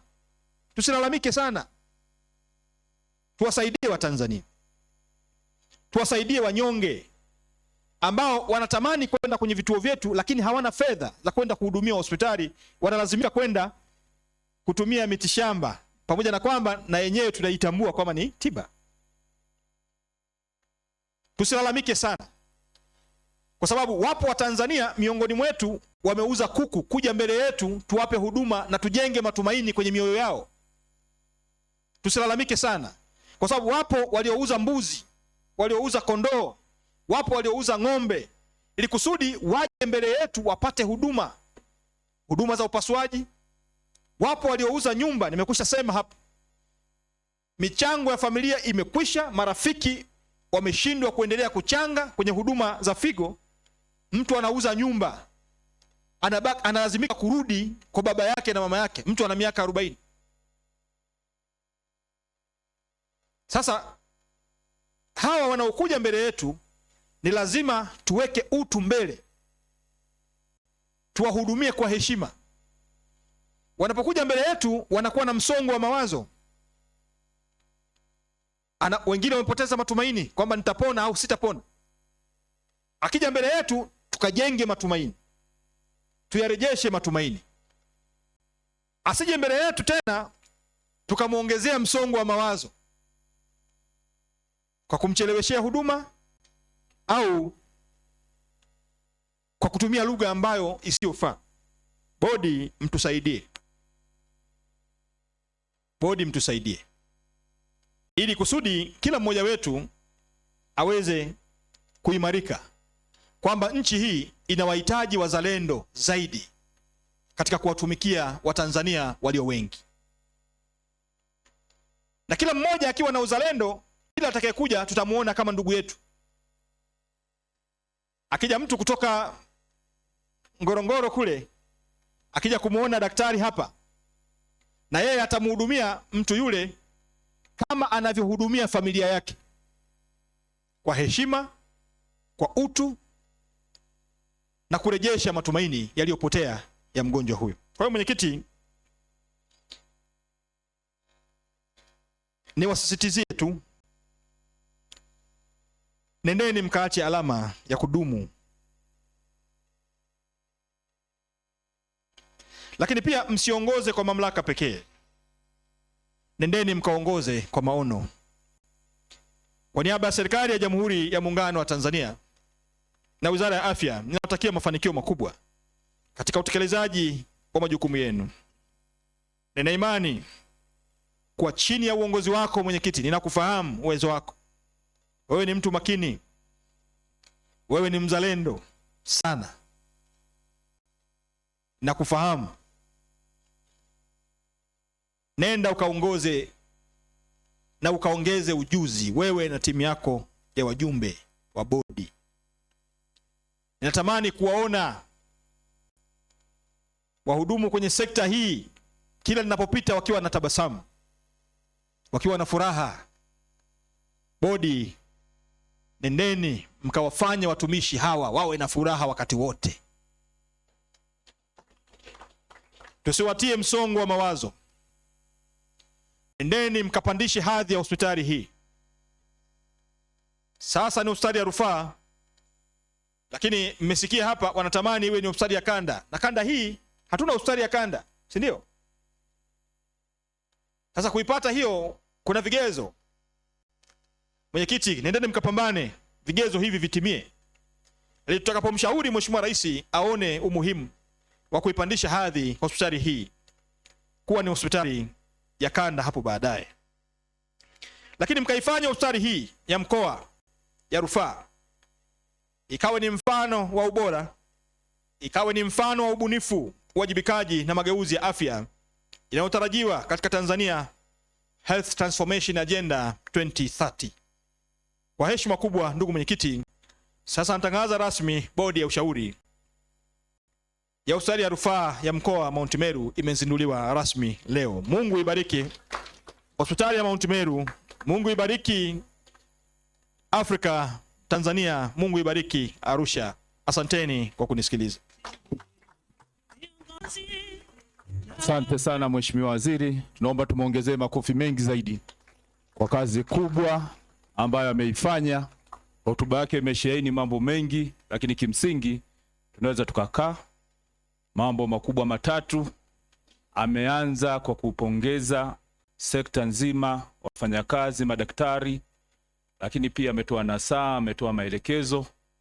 Kwa ufupi tu Mheshimiwa Waziri, naomba niruhusu jambo la kwanza, umesisitiza kwenye bodi hii kwamba iwe ni bodi ambayo inazingatia uongozi wa mabadiliko, lakini pia umesema bodi hii iwe ni bodi ya matokeo. Zaidi sana umesema data ndio ziwe msingi wa maamuzi wakati wote, lakini pia umesisitiza sana kwamba ni lazima bodi iende ikasimamie ubora wa huduma.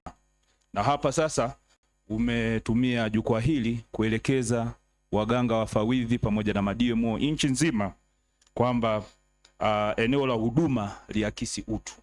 Hii ilikuwa ni elekezo lako la nchi nzima.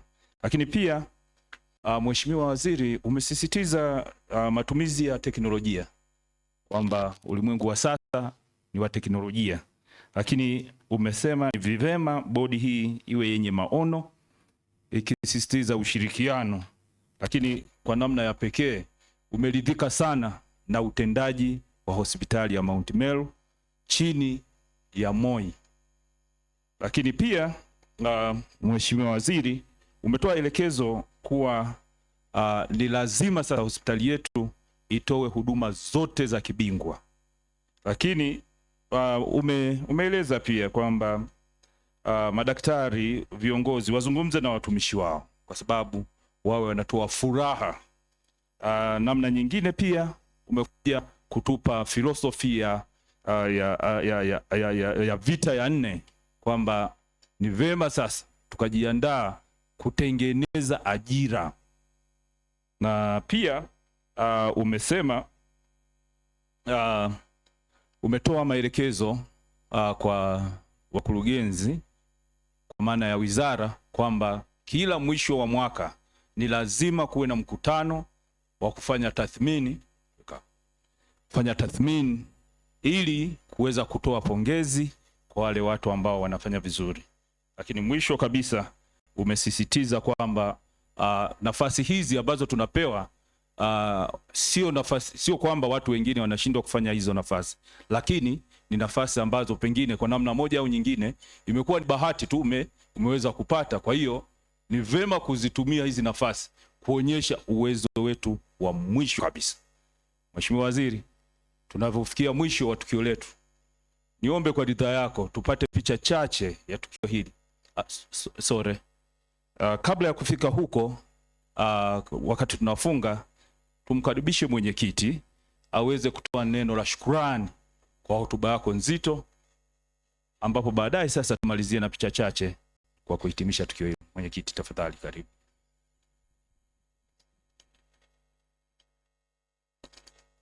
Mheshimiwa Mohamed Omar Mchengerwa, Waziri wa Afya, Mheshimiwa Joseph Modest Mkude, mkuu wetu wa wilaya na mwakilishi wa mkuu wa mkoa, Dr. Nyembea, mwakilishi wa katibu mkuu, Mr. Seya, mwakilishi wa RAS, Dr.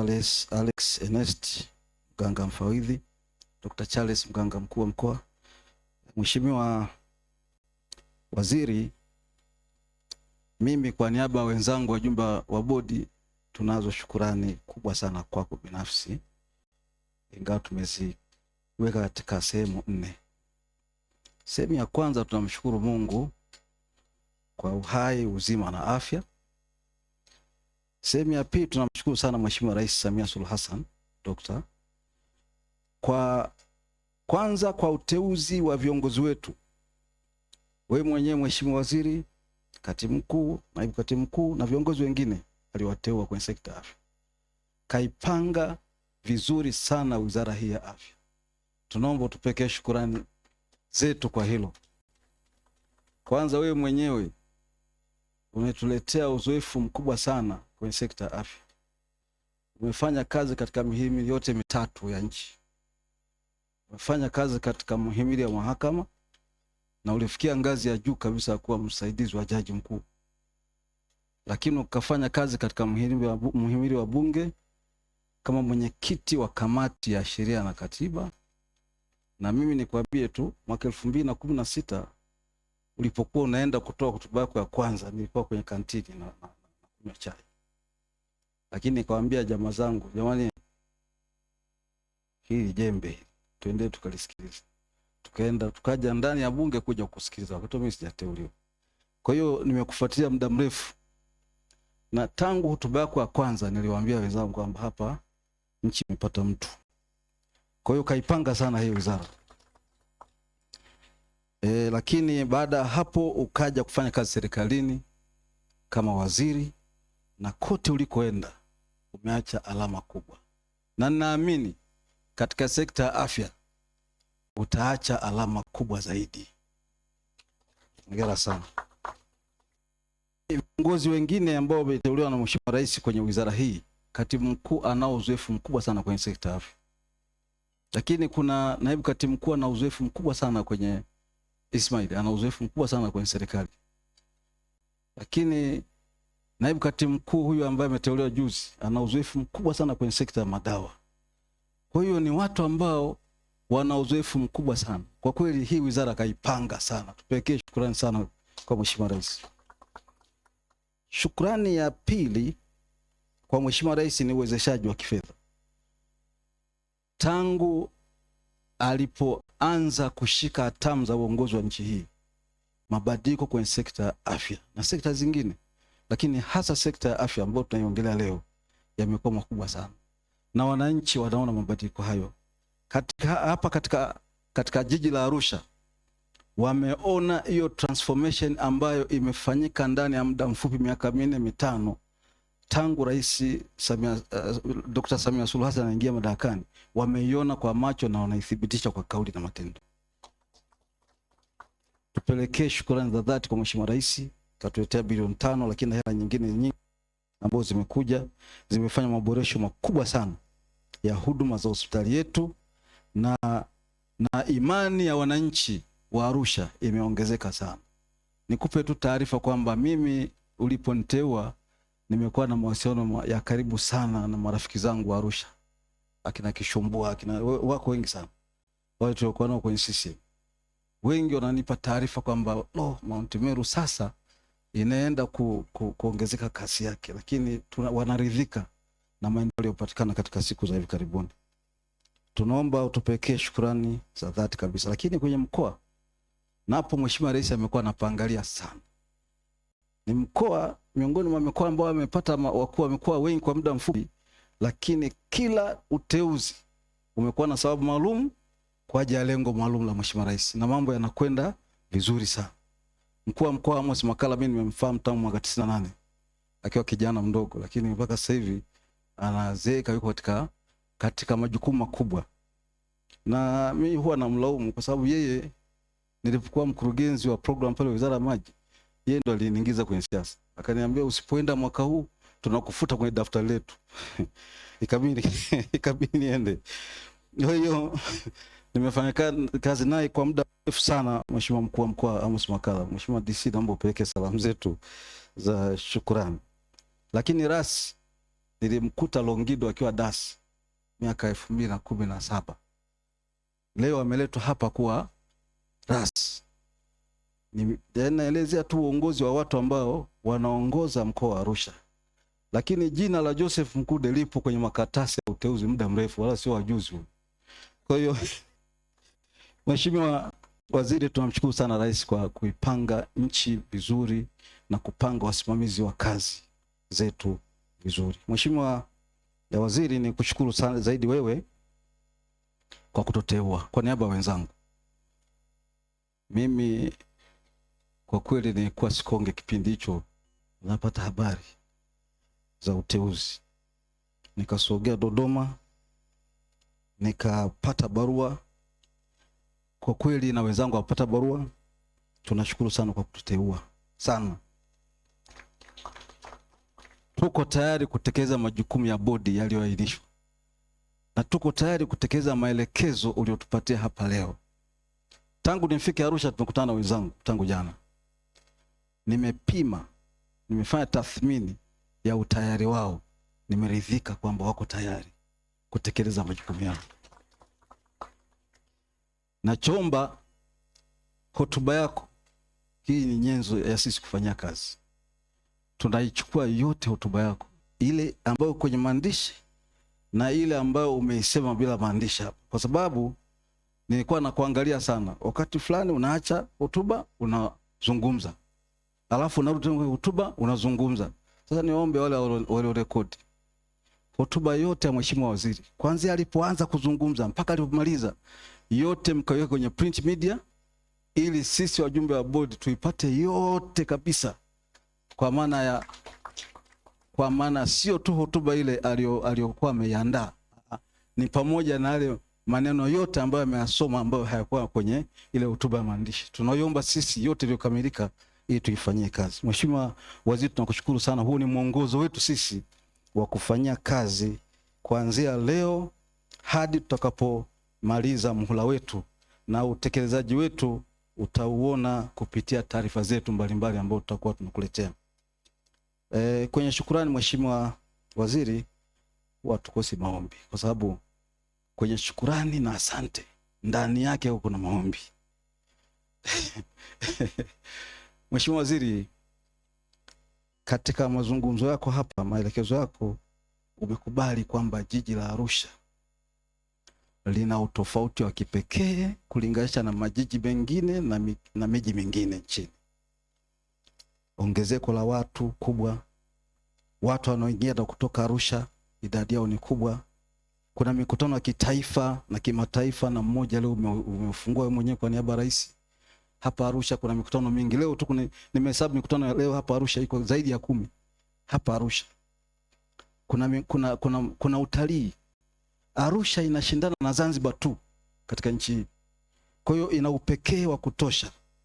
Lakini kuna biashara ndani na nje ya nchi, hasa nchi ambazo zinazozunguka hapa, Kenya mpaka Rwanda wanakuja kufanya biashara hapa. Uganda. Mheshimiwa Waziri, lipo tukio kubwa mwakani la AFCON. Tunajenga uwanja, mnatujengea uwanja hapa Arusha, lakini huu uwanja utaleta matukio makubwa sana mengine ya michezo. Kwa hiyo wageni watakuwa wengi sana. Kwa hiyo kuna upekee wa Arusha kuiwekea miundombinu ya huduma ambao inalingana na mahitaji yatakokuwepo. Kwa hiyo na ile vision ya kwamba ndani ya muda wakati huu hii hospitali ya Mount Meru angalau ifikie status ya kuwa hospitali ya kanda ni jambo la muhimu sana. Na bwana mbakizeni hapa hadi aje kuwa mkurugenzi wa hospitali ya kanda. Ndio aianzishe. Mheshimiwa Waziri, tuna jambo lingine, kuna upungufu wa majengo. Ili hospitali iwe ya kanda lazima ikamilike katika maeneo yote ya C. Hatuna mashaka na C ya kwanza, ile clarity. Mimi nimetembelea karibu department zote jana. Kila mkuu wa idara ukimkuta anajieleza vizuri, maana yake anajua majukumu yake. Sikukuta mkuu wa idara yoyote ambaye alimuita msaidizi wake, hebu njoo nisaidie hapa. Hapana. Kila mtu alijieleza kutokana na neno lake vizuri na wajumbe wakaelewa. Kwa hiyo ina maana clarity wako vizuri wakiongozwa na mganga mfawidhi. Eneo la conducive environment ndio ambalo kwa kweli linahitaji jicho lako Mheshimiwa Waziri. Conducive environment na maeneo mawili. Eneo la kwanza ni rasilimali watu. Mganga mkuu ameeleza kuna maeneo ya mapungufu upande wa rasilimali watu. Maeneo ya afya akili, maeneo ya usingizi, maeneo ya upasuaji wa ubongo, ganzi.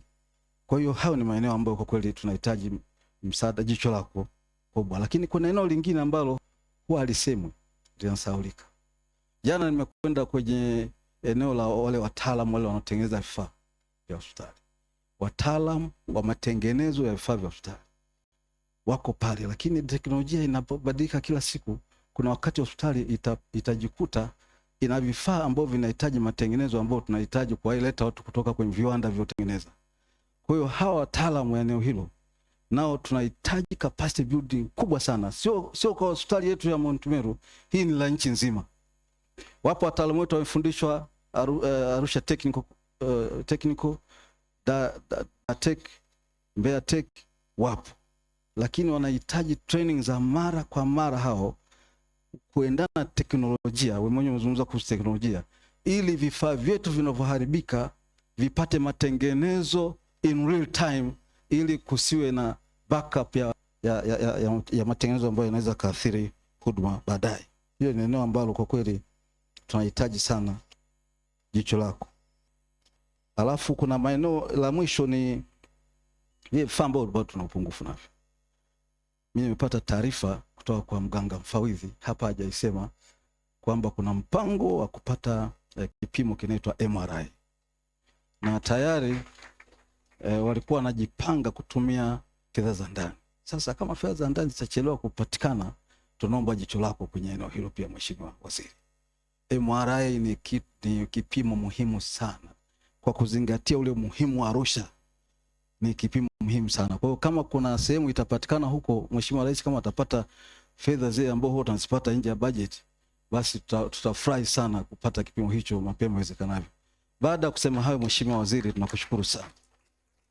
Tunakushukuru sana sana sana ujio wako Arusha, lakini mimi binafsi kama mwenyekiti wa bodi nimefurahia sana wewe binafsi kuja kuzindua bodi. Kwa sababu sasa najua sauti yako ikitoka hapa na jicho lako la kutuangalia muda wote litakuwa ni faida kubwa sana kwa wananchi wa Arusha na wananchi wote ambao watakuja kupata huduma kwenye hospitali yetu. Nakushukuru sana, asante sana kwa niaba ya wenzangu. Asante sana mwenyekiti wa bodi kwa maneno mazito ya shukurani ya ndani kabisa. Tunakushukuru sana.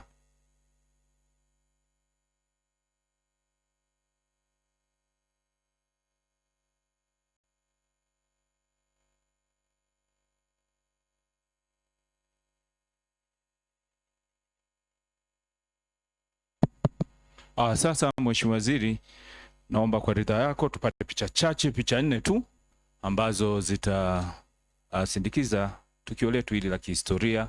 Na picha ya kwanza tutaanza na picha ya wajumbe wa bodi. Tutapita nyuma pale, tutajipanga vizuri ili tuweze kupata picha ya kumbukumbu ya leo. Asante.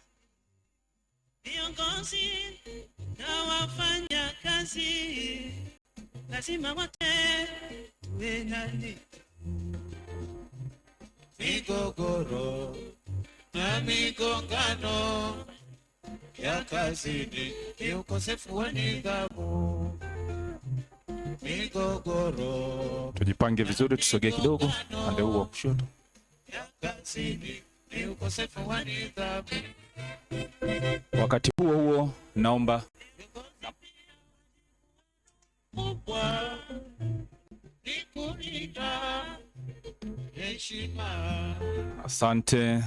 Ngozi pia wajibu wenu kubwa ni kulinda heshima. Ngozi pia wajibu wenu kubwa. Wakati huo huo wakurugenzi kutoka Wizara ya Afya, tafadhali sogea. Asante sana. Naweza kupitia upande wa kushoto. Wakurugenzi kutoka Wizara ya Afya wakiongozwa mkurugenzi wa rasilimali watu, tafadhali.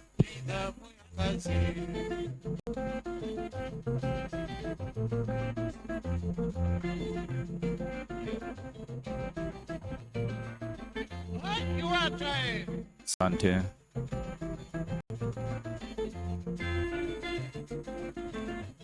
Wakati huo huo, kaimu rasi, tafadhali. Kaimu rasi, picha ya kwako ya upendeleo. Na RMO, tafadhali mwakilishe mkoa wa Arusha. Asante sana. Management ya Mount Meru, tafadhali. Tunaomba msogee.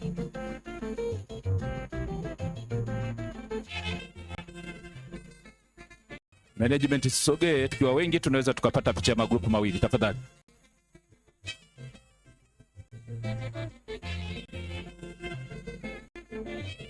Fanya haraka kidogo tafadhali.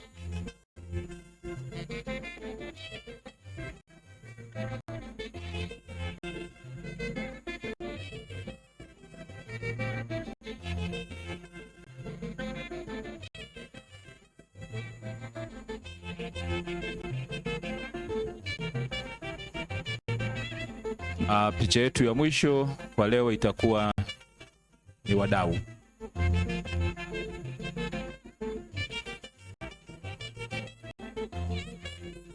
Nadhani tunaweza tukajisqueeze tukapata picha moja.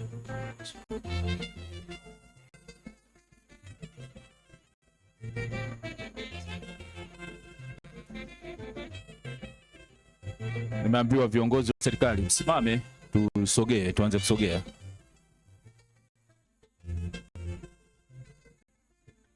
Asante. Tunaweza kutoka.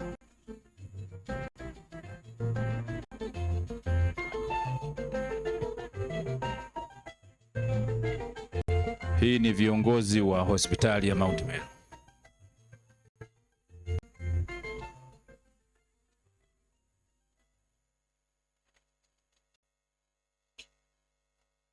Kama tuko wengi tunaweza kwenda makundi mawili, lakini naona tunajaa.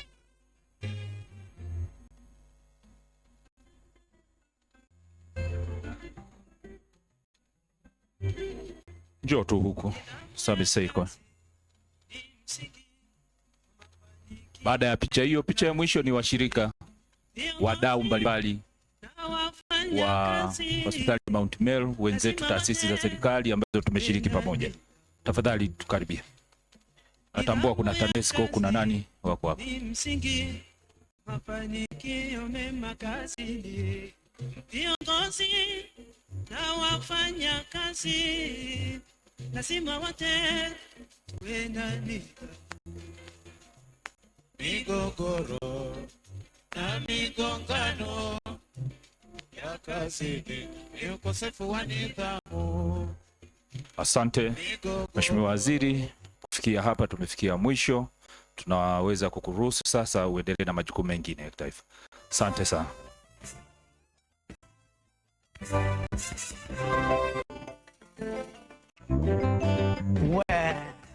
Midundo ya kale Barnaba Classic Utalimene Yesaman Ale Aritoleka